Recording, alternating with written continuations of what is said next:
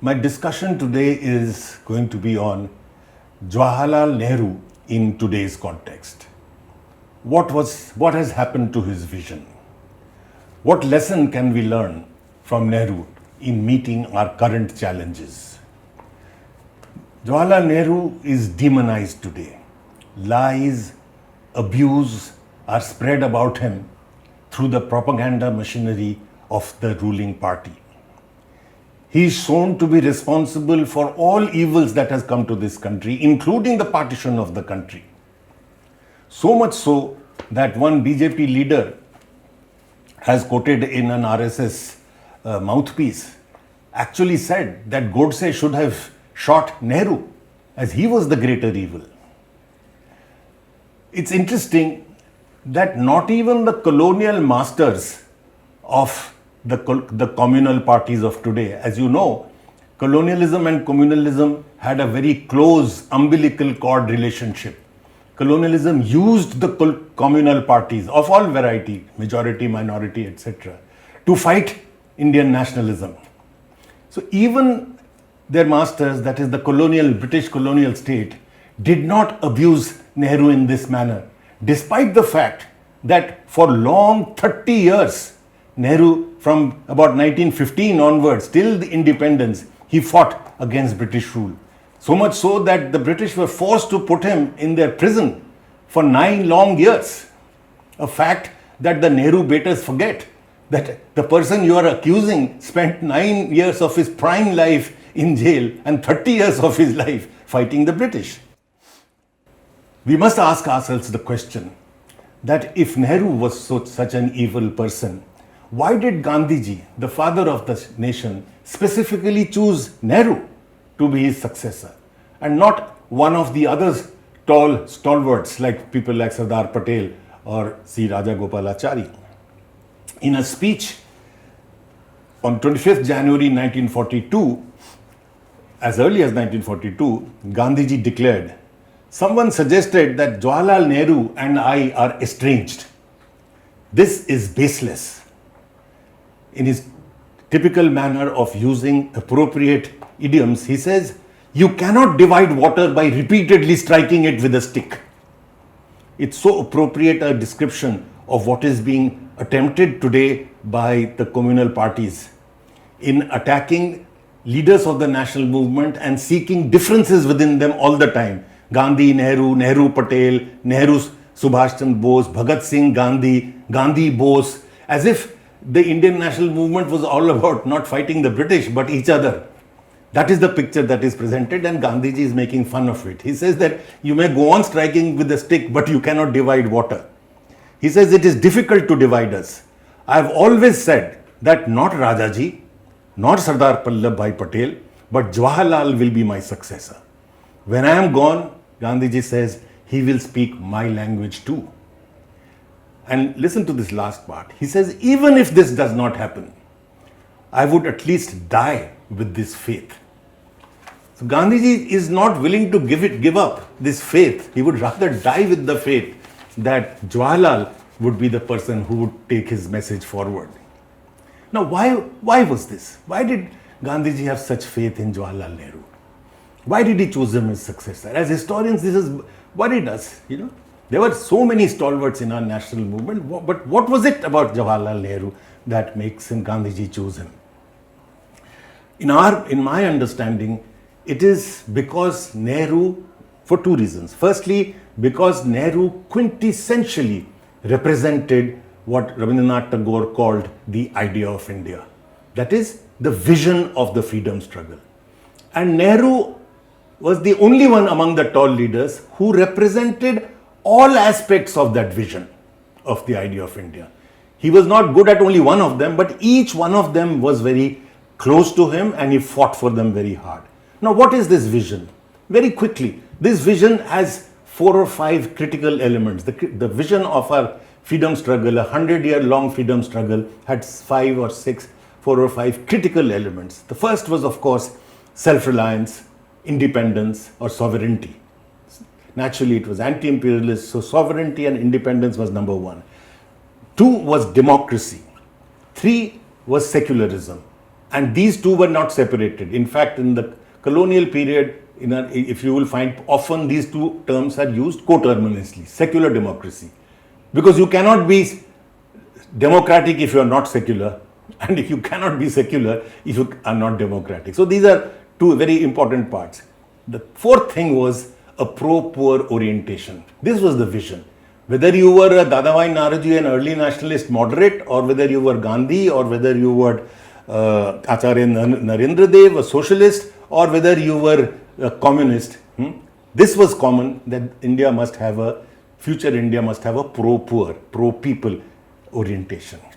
And the last was, in which of course Nehru emphasized this the most, that we must have a modern outlook, a scientific temper as he called it. We must go beyond obscurantism and blind faith. These are the vision. And now each one of them Nehru struggled for and held very close to his heart, as I will show you very soon. And each one of them is under threat today. Independence, democracy, secularism, pro-poorness, and scientific temper, all of them are under threat today. That is why remembering Nehru and seeing what he did, what he did to implement the idea of India, that is the second reason why Gandhiji chose him. Gandhiji felt that Nehru would be the best person to implement the vision of the national movement in the future. So if we study, and I will try to highlight to you how he tries to implement these ideas, I think we can learn a lot of lessons about today, because each one of these vision, as I said, is under attack. I will outline his role in all of these in a moment. The biggest challenge to the idea of India, or the dreams of our freedom struggle leaders, freedom fighters, came at the point of the birth of the state itself, at independence itself. Between 1946 and 48, India faced what is called a Holocaust-like situation. Beginning with the Calcutta killings in 1946, followed by the Noakhali killings in same year, and then in retaliation the Bihar killings, and then the partition of the country, in which 5 lakh people died and about 60 lakh people were made homeless, one of the biggest transfers of population, forced transfer of population in such a short time. So this was a period when the feelings of the people, the communal temperature had reached a peak. Today we think that we are in a very grave danger, but compare the situation today to what it was in 46 to 48, and you will realize that it was not, that was much more difficult. And on top of this, the Mahatma is murdered by Godse, who had close links, as we all know, with the Hindu Mahasabha, the RSS, and Savarkar. What lesson can we learn from this situation? How did our nationalist leadership react to this situation? And particularly Nehru, because after Gandhi's assassination, the whole burden, a very large part of the burden of keeping the vision alive fell on Nehru. Gandhi, as we know, spent 4 months in Noakhali, walking the villages of Noakhali, where massive killings were occurring, again with Muslim League support. It was happening. And he was there between November 1946 and March 1947. That is the period when the transfer of power is being negotiated. One of the biggest events in world history of the 20th century. Because after India gets independence, the empire of the traditional type just collapses all over the world. So it was a very big event. And the top leader of that event, of that movement, is nowhere available. Other leaders went up to Gandhiji and said, Gandhiji, when will you come back? We are in the process of negotiating a transfer of power. How long will you stay in Noakhali? He said, I will stay as long as it takes. And he said, what use is this freedom if the soul of the country is destroyed? to Gandhiji, the soul of the country was Hindu-Muslim unity. One of the first things he insisted on when he came back to India and reorganized the Congress was that a believer, a person who joins this party must believe in Hindu-Muslim unity. While Gandhiji is at Noakhali, when the retaliatory killings happen of Muslims in Bihar on a massive scale, it spread to the villages. What was Nehru's response? He was at that time heading the interim government as Prime Minister, 46. He took his entire cabinet, virtually his entire cabinet. He took Rajendra Prasad, Sardar Patel, Maulana Azad, Jayaprakash Narayan, Acharya Kripalani, just name them. He took them all to Bihar and he said, we are not going to move here till we stop this rioting. Lesson to be learned over there. And the riots did stop in a very short time. And moment he arrived there in November 46, he says, I will stand in the way of Hindu-Muslim riots. Members of both communities will have to tread over my dead body before they can strike at each other. So he made it very clear what his intentions were. What a contrast to this today. 40 kilometers from Delhi, Dadri happens. A person is lynched simply on the suspicion of his having some kind of meat in his fridge. And I do not need to repeat the examples. I started with that. But then Muzaffarnagar has happened, and then similar lynchings have happened all over the country. And where is our leadership? Lesson to be learned from much worse killings, much larger communalization that did exist. But then we had a leadership which had the courage to come up front and said that this is not on. More important, Nehru saw Gandhiji's assassination as an attempt to change the nature of the Indian state. It is very important to see this. He said it's not just one madman killing Gandhiji. He says it was an organized attempt. He wrote a letter to the chief ministers on 5th February 1948, soon after Gandhiji's assassination. He says a deliberate coup d'etat was planned involving killings of several persons and the promotion of a general disorder to enable the organization, he means the RSS, to seize power. So there was an attempt now to change the nature of the state, because independence comes as a result of a movement which is a secular movement. So what we will have is a secular state at the end of it. But because of the Holocaust-like situation, the rise in communal temperatures, the murders and the killings, they thought here was an opportunity. If we exacerbate this situation, here is an opportunity to capture power and make India into the mirror image of Pakistan. Muslim Pakistan, Hindu India. This was a threat to the very idea of India, to the very dreams of our freedom fighters. And Nehru was not going to let this happen. With Patel as his deputy prime minister and home minister, and with his full support, 25,000 RSS people are put in jail. It takes courage. And they ban the RSS. More important than that, he of course believed in democracy, so he let them go after a while. But more important is that he converted the first general election into a referendum. The referendum was the question, one single question, on what kind of Indian state do we want? Do we want a secular India, or do we want the mirror image of Pakistan? Do we want a Hindu India like in Muslim Pakistan? And he traveled 40,000 kilometers. And mind you, he didn't have this 8,000 crore plane that our recent leaders have acquired. He talked to about 35 million people. That is 1 out of 10 people he addressed as I am addressing you. And the results were dramatic.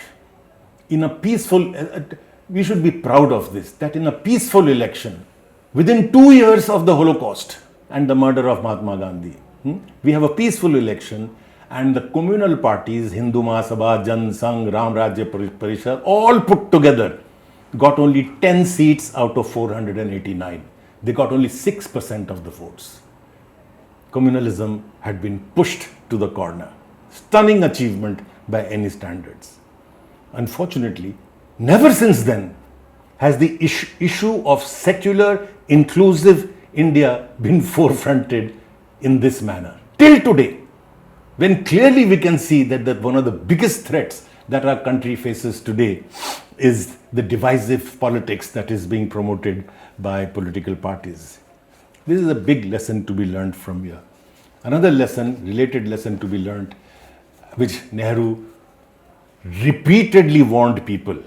Again, these are all available in the letters to the Chief Minister. He says, if fascism ever came to India, it will take the form of majority communalism. And therefore, that is the reason, since he was a Democrat, that he saw the threat of communalism as such an important threat, because it would bring fascism as it is tending to do in our unfortunate country today. The second lesson to be learned from Nehru's experience is on the issue of democracy.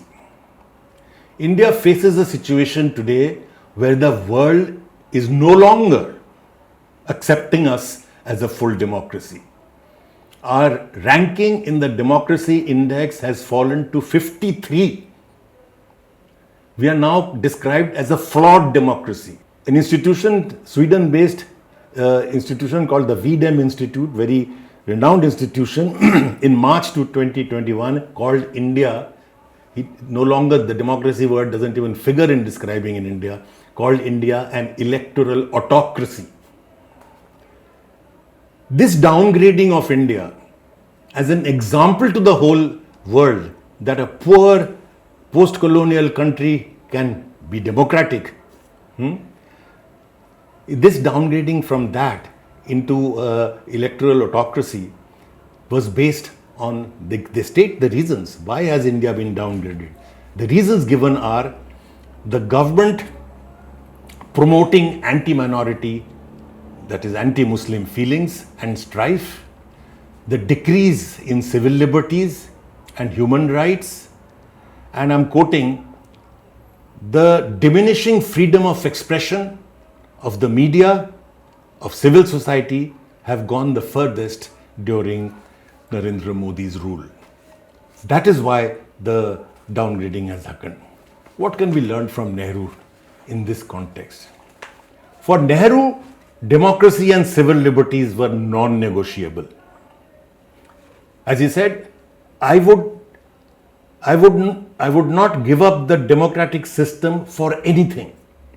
Whatever his personal beliefs were, he said, I would not give it up, give the democratic system for pushing any idea that I may have. He said, if civil liberties are suppressed, a nation loses all vitality. He was in fact the founder of the Indian Civil Liberties Union as early as 1936. He also said, what does civil liberties, free press means? Free press, he says, doesn't mean that you allow the press to print things that you like. He says free press means allowing the severest criticism of oneself. And as we know, and there is enough proof of that he not only allowed, he even promoted criticism of himself and his policies. For him, democracy meant respecting and even encouraging opposition. Look at his first cabinet. There were people who were completely opposed to his worldview. Shyama Prasad Mukherjee is included in the cabinet. Ambedkar is included in the cabinet, and as you know, Ambedkar had nothing to do with the Indian National Congress. John Mathai of the Tatas is included in the cabinet, and Nehru was a socialist. C.D. Deshmukh, a former ICS officer, was included in the cabinet. He said in 1950, at the peak of his popularity, he is not including people simply because he has to, that you have to form a coalition because he is so weak. He is doing it when he is at the strongest. At the peak of his popularity, immediately after independence at 1950, he says, I am not afraid of the opposition in this country. I do not want India to be a country in which millions of people say yes to one man. I want a strong opposition. Prophetic words. At another point, he says, again warning against our current situation, this is too large a country with too many legitimate diversities to permit any so-called strong man to trample over people and their ideas. And we are seeing the impact of the strong man emerging. His contribution in building the institutions of democracy, again big lessons out there, is legendary. His respect for the parliament, for example. Even when he was ill and aged, he would insist on attending the parliament, sit through long hours of the parliament. He would encourage his opponents. The legendary comments he made about Vajpayee is now talked about. Vajpayee, who was Atal Bihari Vajpayee, who was a big critic of Nehru. He encouraged him and he praised his ability to critique. Similarly, other institutions like the cabinet system, if you read C.D. Deshmukh's autobiography, he specifically says that Nehru would insist that cabinet members take decisions on their own and do not just rubber stamp his views. The press, the cartoonists, Lakshman's cartoons of Nehru are legendary. He would encourage people to critique him. The independence of the judiciary, and for me, an academic, his vision of universities as a critical element in a democracy are to be remembered. As he said, Nehru said, a university stands for humanism, for tolerance, for reason, for the adventure of ideas, and the search for truth. If the universities discharge their duties adequately, then it is well with the nation and the people. And what are we doing to our universities? We are silencing our universities through brutal attacks, police lathi charges, arrests of students, intimidating of faculty, messing with curricula, dictating curricula to universities, political dictation. Where is the adventure of free ideas? Where is the chance of a survival of democracy? Coming to the question of sovereignty and independence, his emphasis on self-reliance must be remembered. Just translating self-reliance into Atmanirbharta, just translating Nehru calling himself the first servant of the country into Pradhan Sevak, doesn't make you either Atmanirbhar or Pradhan Sevak. What was the content that Nehru put into these ideas? At independence, Nehru was very clear that political independence is no use unless you have economic independence. He saw our situation at independence as what is described by academics as a neo-colonial situation. At independence, to make any investment, and you cannot grow unless you make investment, that is, to make any growth in India, the entire machinery had to be imported from the very countries from whom we got independence. The advanced countries from Britain. 95% of even machine tools, your pliers and wrenches, had to be imported at independence. And Nehru saw that this dependence on the advanced world is not going to allow us to be really independent. So Nehru brilliantly, through planning and the famous Nehru Mahalanobis strategy and the extensive use of the public sector, which the current regime is all set to destroy. The public sector with the HMT, the BHEL, the Bharat Earth Movers, etc., it became the hardcore of the Indian economy, the temples of modern India, as he called it. He was able to change this situation. I'll give you one statistic and be done with it. At independence, if nearly 100% of the machinery had to be imported, by 1960, within 13 years, only 43% had to be imported. And by 1970, only 9% had to be imported. That is, 91% of our own growth we could manage on the basis of the machinery that India was producing. This was Jawaharlal Nehru. This was the unstructuring of the colonial structure. This is what made India into a truly independent country with an independent foreign policy. This is what enabled India to lead nearly 100 countries in the non-aligned movement. This is what allowed India not to become a stooge of either of the two superpowers at a time when the great power rivalry was legendary. Much to be learned from this. Independence does not come just by hugging world leaders and sitting on a jhula with them. It takes a lot of hard work. Nehru was also aware that independence also meant food security and a thriving agriculture. Here again, I would like to nail another lie about Nehru, which is said that Nehru ignored agriculture. He built industry, yes, but he ignored agriculture. This is a complete lie. In the first 3 plans, agriculture in India grew 8 times faster than the previous 50 years. Nehru set the stage for the Green Revolution. The Intensive Agricultural District Program, which is what the Green Revolution was launched in Nehru's time. The land reforms, the tractors, the diesel engines, the dams, the electricity were all necessary for the Green Revolution, and he had laid the stage for it. I'll just end by quoting the best agricultural expert of that period, Daniel Thorner. He said, "It is said that this initial 5-year plans neglected agriculture. This charge cannot be taken seriously. The facts are, in India's first 21 years of independence, more has been done to foster change in agriculture, and more change has actually occurred than in the preceding 200 years. That is, in 15 years, what has been achieved." Lastly, one of the very important aspects of Nehru was that Nehru realized that true sovereignty can come only if India is self-reliant in science and technology, an area which was deliberately kept barren by the colonial rulers. If you look at the first plan, the 1950s is not only about building the dams and the steel mills and this and that. It is equally, as importantly, about building the IITs, the National Physical Laboratory, the National Chemical Laboratory, the Bhabha Atomic Research Center, the All India Institute of Medical. All the major institutions that you can think of are designed at that time. Nehru was anticipating the knowledge revolution brilliantly. It is because of this anticipation that today India is in a position to participate in the information revolution.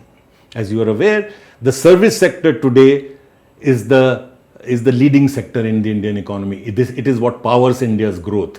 Nearly half our GDP is produced in the service sector, and the service sector is based on the knowledge economy. We have now begun to undo the great achievements of our scientific establishments. So much so that lakhs of Indian students now have to migrate abroad to get a quality higher education. When we grew up, lakhs of students used to come from all over the world to get a quality scientific education in India. It's on the reverse that we have gone. What is being done to the scientific temper today has made us a laughing stock of the world. Normally doesn't require repetition, but I must, because such a laughing stock has been made of us. In speeches in front of doctors, in speeches inaugurating scientific conferences, in inaugurating scientific exhibitions, technical engineering exhibitions, our political leaders, I'll name them if you wish, tell young scientists fantasies. They tell them about plastic surgery in ancient India. Otherwise, how did Ganesh get his head? The governor of Bengal tells you that Arjun of the Mahabharata had actually nuclear-tipped arrows. You are now told that Corona can be got rid of through Gobar, through Gomuth, through Thali, through Tali, through Ganga Snan, through unverified medicines produced by a favorite yogi, etc. It is nothing but state-sponsored travesty of the scientific temper. Lastly, for Nehru, the poor remained at the center of his imagination. He never lost track of this vision of the idea of India, the necessity of keeping the poor in the picture, a pro-poor orientation. He says, as early as 1952, if poverty and low standards continue, then democracy ceases to be a liberating force. It must therefore aim continuously at the eradication of poverty. In other words, and this is very sharply put, in other words, political democracy is not enough. It must develop into economic democracy also. And Nehru took giant steps in that direction towards an economic democracy. The land reforms, one of the most difficult things to do. 200-year-long tradition of landlordism was dismantled in Nehru's time within about a decade, and that too with democracy, unparalleled in the world. No General MacArthur's army to do it for you. No massacres of people, of kulaks or landlords. And yet the zamindari system was broken. The land reforms, the community development program that he launched, the use of the public sector, the empowering of the working class and their rights.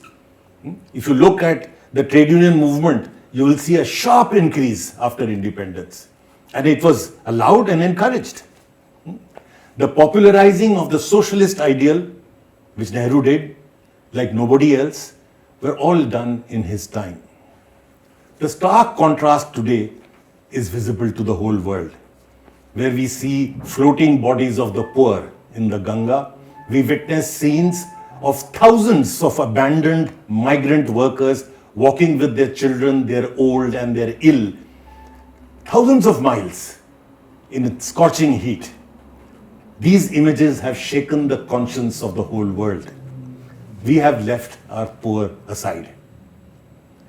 I would like to conclude by saying that Nehru's fantastic effort to raise India from what Rabindranath Tagore called the mud and filth left behind by the British, that task, that fantastic effort has now been replaced with the Indian state pushing India back into that mud and filth of ignorance, of obscurantism, of disempowerment, of unfreedom, and most of all, of communal hatred. Why it is so important to remember Nehru, why he is relevant today? Because we are seeing the entire fabric that was so in such an imaginative manner woven in this country of the Indian people, it is being destroyed. We are seeing the vision of which we were proud at one time, that here is a country which is an example in the world where people as diverse as nowhere else, how they could live together for centuries, that is at stake. We are witnessing a situation where we were proud to demonstrate to the whole world. In fact, in the 1950s and 60s, political scientists globally had said that India can never succeed as a democracy. The only way that third world countries can grow is through autocratic or through military dictatorships and things like that. We were able to demonstrate that this was possible. We went around the world with our heads high. When Nehru refused to follow the American line on Vietnam, on Korea, on this, that and the other, and advised the whole world on what their foreign policy should be, many people would say that you are so poor, you can hardly feed yourself. Who are you to lecture to us? So Nehru's answer at that time was, we may be poor, but who has told you the poor cannot have a voice?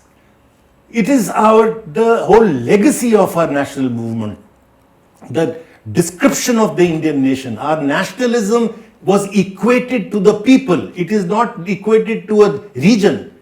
It is our people.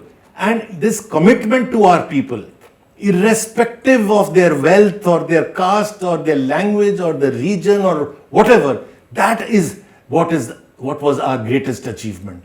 And that is being torn apart.